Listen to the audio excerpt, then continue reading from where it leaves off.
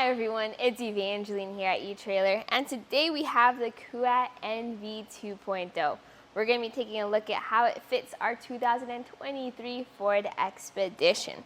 Now, the first thing when carrying around bikes with your Ford Expedition is that the hitch is pretty high up, which also means that you are going to be lifting your bikes pretty high up to get onto the bike rack. So, with the Kuat NV, I would actually recommend taking a look at the sold separately add-on, which is the access ramp, and that is something you can add to this bike rack. That way, instead of lifting the bikes up and onto the rack, you can then just ramp them up. This does have a 60-pound weight capacity for those heavier bikes, so if you do have heavy electric bikes, something worth looking into. Now, let's go into some other features of this bike rack on the car. And one of the main ones is the tilt-away feature. So there's this lever in the center. When you pull that lever, you're then able to drop this bike rack down to a tilt. While it looks like the angle is a little shallow, fortunately, there is clearance between our door, our pedals, and our handlebars. It looked like it came close, but there was actually like a bit more than an inch of clearance between them. So we were able to open up the door and grab our things. We can even hang out in the hatch, switch out our shoes if we wanted to, all without having to take the bikes off. Now, in order to bring it back up, you do have to lift up on the rack, which can be a little heavy once you have this fully loaded with your heavy bikes. But once it's in place, it snaps into place and you're ready to drive. So let's talk about how this holds on to the bikes. Well, you have two touch points. Again, there's that 60-pound weight capacity, and you want that extra stability, but you also want some extra security. There's integrated cable locks on each tray to secure your bike, and you have this rear wheel strap for the rear wheel. Take that out. You can slide that out of the way if needed. You can move that back and forth for different wheelbases, and then you have your front wheel mount. So with this mount, I do recommend holding on to your bike's frame as you lift this wheel mount up and out. I like this style because there's zero contact on the frame. If I had a really nice finish, this might be something worth looking into to preserve that. So once that hook is up, you just push it out, then you grab your bike, and then you go. So you can see here how that was a bit of a height lift in order to take the bike off. But check out the style of cradles we have there on the bike rack. You can notice that there's different grooves there, and that's to accommodate for different tire widths. So whether you have thin road bike tires or wide fat bike tires, it can carry them.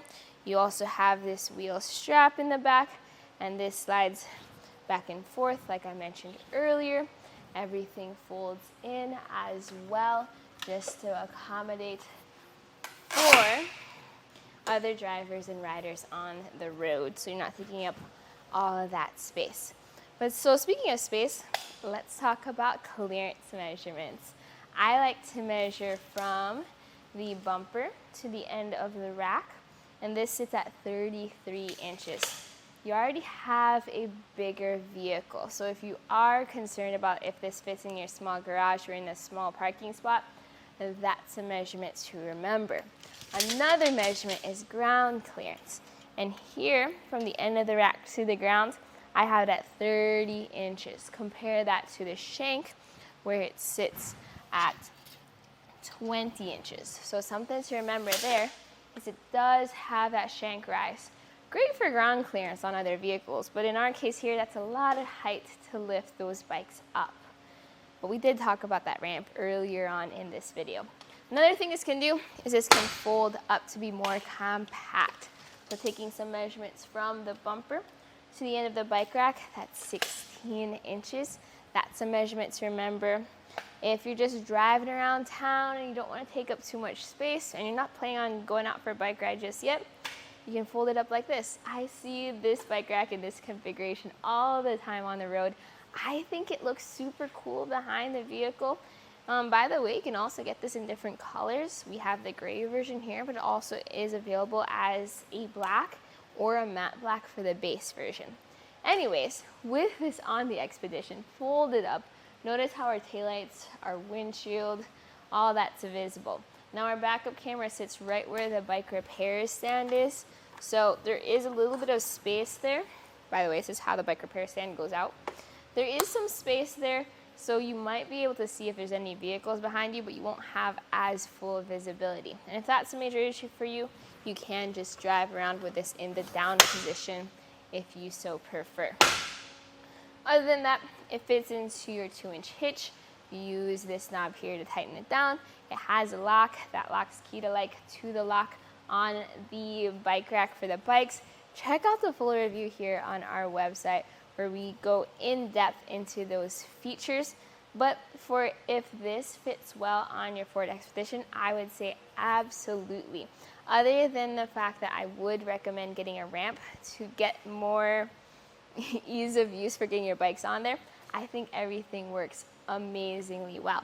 This right here was a look at the Kuat NV 2.0, and you saw it on the 2023 Ford Expedition. Here on our test course, we'll start by going through the slalom. This is going to show us the side-to-side action, which simulates turning corners or evasive maneuvers. Once we get to the alternating speed bumps, we'll see the twisting action. This will simulate hitting a curb or a pothole or driving over uneven pavement.